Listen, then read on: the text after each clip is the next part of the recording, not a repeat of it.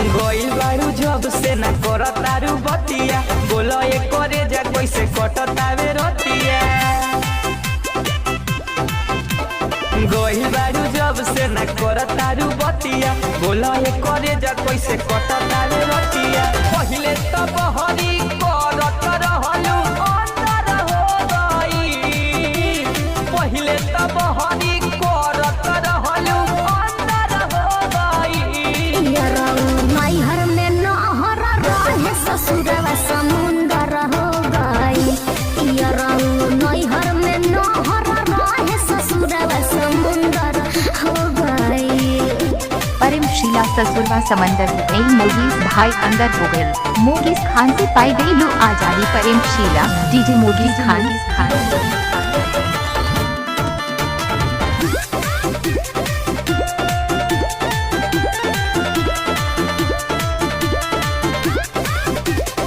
लागता एको दिन देत नहीं खुआ तो, एही से देह ताहर भइल जाता चाकर।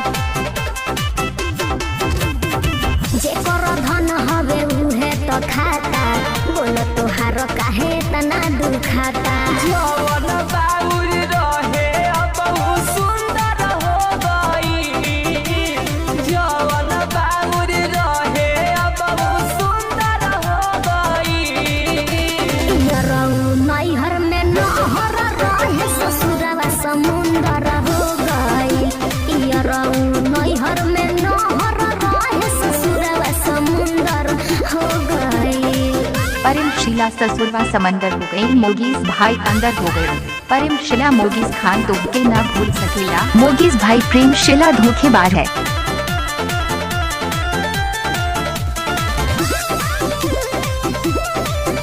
Mixed by Rangila Recording Studio, Neeraj.